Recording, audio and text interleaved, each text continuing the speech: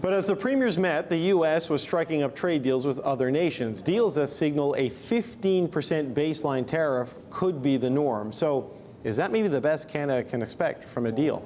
The Power Panel is here to talk about the state of play as the premiers head home. Jordan Leichnitz is a former NDP strategist. Tim Powers has worked as a strategist for Conservative parties, and Carleen Verheyen is a former chief of staff to Liberal cabinet ministers. Good to see you all, gang. We know there is going to be a 15% tariff for Japan. They've agreed to that. There are reports of a 15% tariff, Tim, being negotiated with the European Union. We don't know what the bottom line is yet, but it could be a baseline of 15%. What do you make of that potential development? Well, I'd say two things are interesting coming out of the meeting. To hear Doug Ford bring his language up a bit again, David. When he did that last time, he seemed to get a reaction from Commerce Secretary Lutnick and others, and that seemed to have some progress. So probably a very deliberate strategy. It doesn't hurt that he's saying it either. The Prime Minister can't really say that in negotiations. The other thing is, yeah, you're right. Japan's got a deal, apparently, with the tariff number you talked about, 15% in there, the EU as well. But there seemed to be a lot of messaging today coming out that we're not going to, doesn't look likely we'll get a deal by August 1st.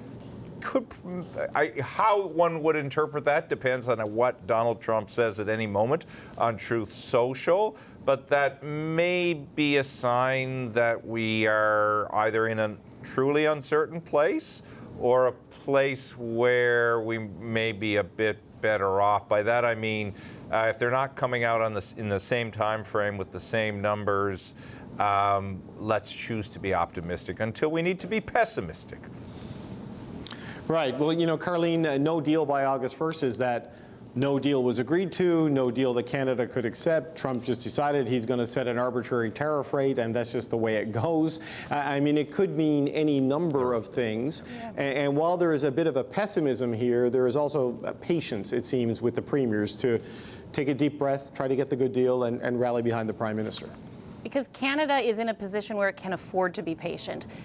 The most important thing that we can remember that is true about Canada that is not necessarily true for other countries is no deal is better than a bad deal. Yeah. And you heard the Prime Minister and several premiers say that today. Let's look at Japan as an example. Japan's got a deal today, allegedly. Japan was in a very different bargaining position than Canada is in. There's a lot more pressure on them to get a deal because they don't have the same purchasing power. They don't represent as large of a customer base for the U.S. in terms of the U.S.'s exports as Canada does. So I don't think that it's necessarily a useful or apt comparison to watch other countries get deals and feel that that puts pressure on Canada to need to move.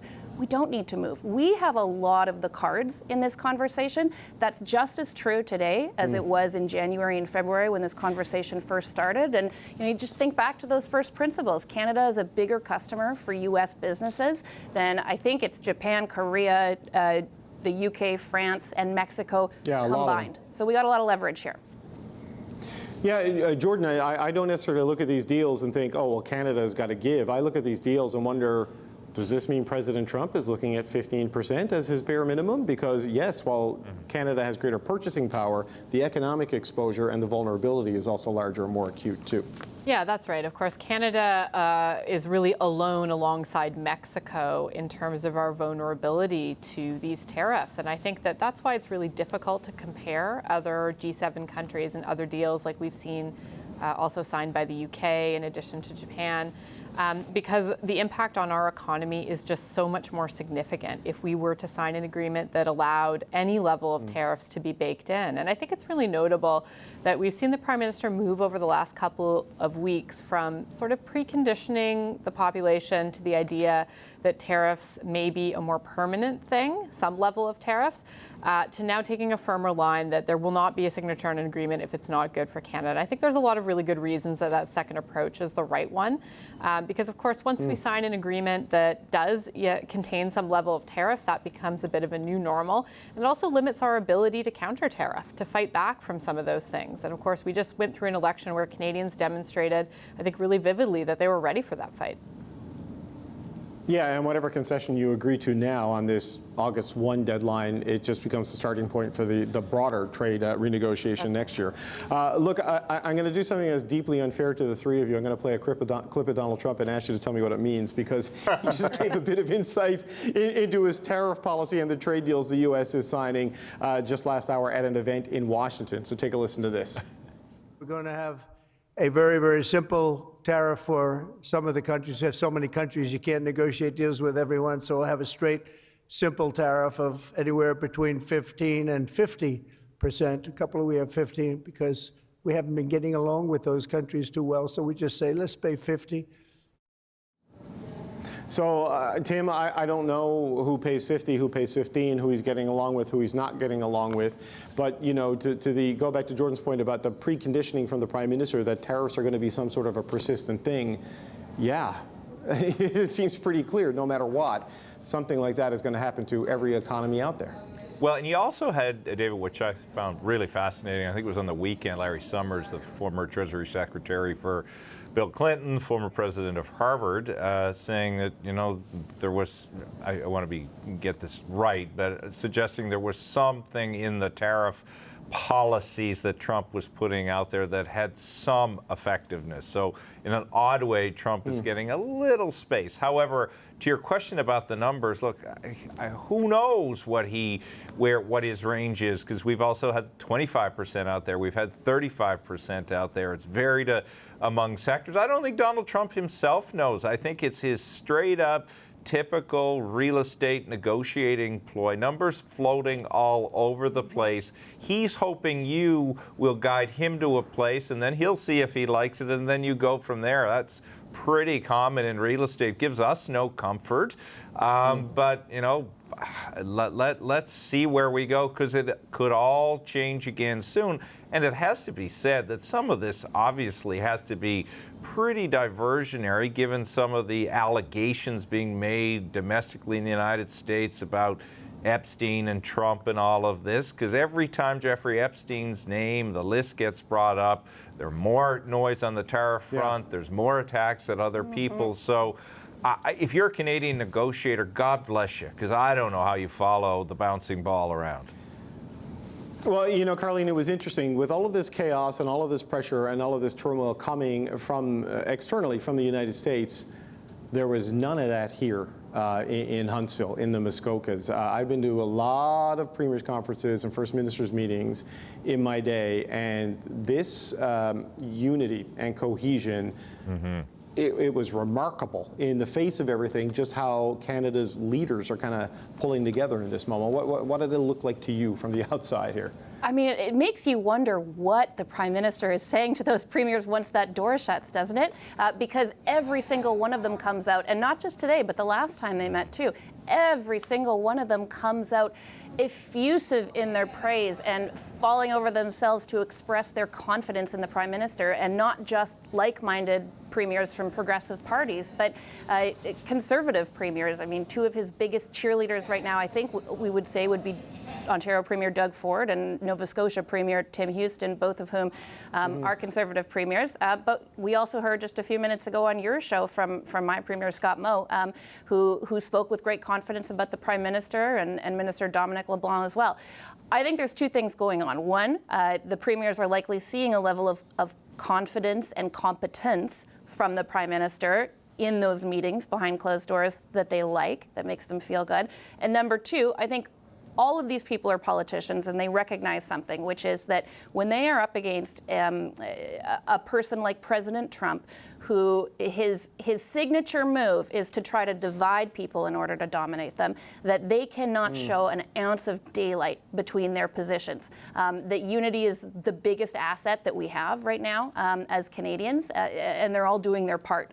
You saw that earlier in June at the First Ministers meeting. You saw that today. I think as Canadians, we should hope that we continue to see that for as long as this takes. Right. You know, Jordan, we interviewed 10 of the premiers on the show over the last couple of days and talked to basically all of them, you know, sort of off air in the hallways of the meetings. And on this unity front, they all say that essentially the Prime Minister respects them and impresses them. And that makes it easy to sort of be on to get behind him in this particular moment. And it is notable in the change, but I do wonder about its durability as things do start to get harder, because that is always the challenge in a country like this.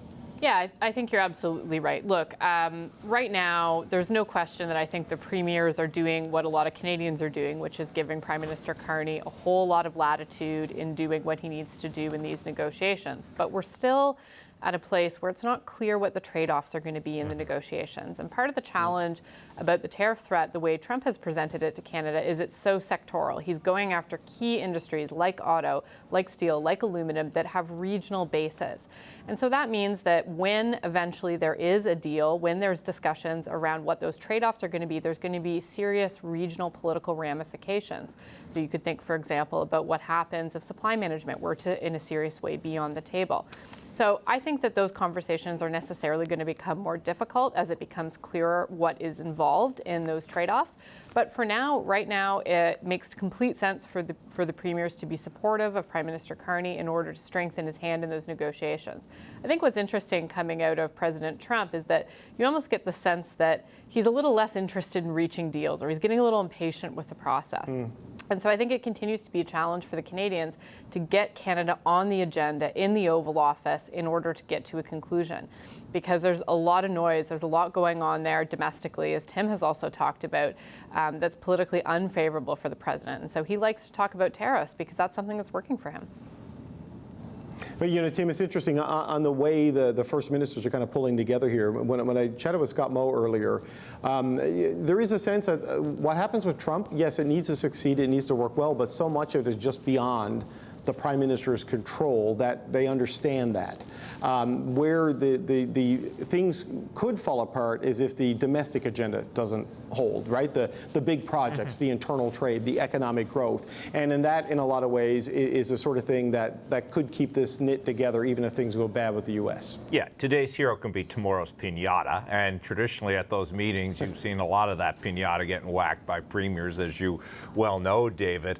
I mean, I think there's two other things here too, right? There is a broad public climate that's saying we want to see the Prime Minister and the Premiers work well together. We like what we're seeing. Also in that data, there's evidence that Canadians are in a honeymoon phase with the Prime Minister. They still have confidence in him. They prefer him to other political leaders quite significantly. No one wants to step off outside of that. They also don't want to step off outside because there's no off-ramp for them. Donald Trump is the off-ramp, and everybody needs to be on the same road crashing into him right now. They can't turn off, because if one of them proposed to do a side deal, look at the grief Danielle Smith got around her oil musing and all of that. That didn't play well. They're all in this together in the car, waiting for the airbag to crash. Just depend who the driver is, I guess. Well, Carlene, we got about 45 seconds left, but on that, that frantic sort of kinetic thing that we saw in the early days of this, with Doug Ford saying, let's cut out Mexico, Danielle Smith going to Mar-a-Lago, none of that's there now. It is coherent and pulled together, because I think they've all recognized there is no threshold of appeasement you can magically get to acting as an individual. It's got to be a team. Yep. I think all of the premiers and the Prime Minister as well have increasingly recognized that this is going to be a long game. At the beginning, we didn't know if this could be resolved in some way in 30, 60, 90 days. At this point, we're looking at this formal start of renegotiations of the Canada-USMCA only a year away, and thinking, gee, that's not so long to wait. Maybe we're better off holding out. So I think that the biggest realization that has sunk in for these political leaders is that playing the long game sometimes means holding back a few of your cards a little bit longer. Okay, we're going to have to leave it there. I have a feeling, though, that we'll all be talking about Donald Trump, the premiers, and the Prime Minister in the not-too-distant future. I want to thank you all, Jordan Leichtman, Tim Powers, and Carlene Varian.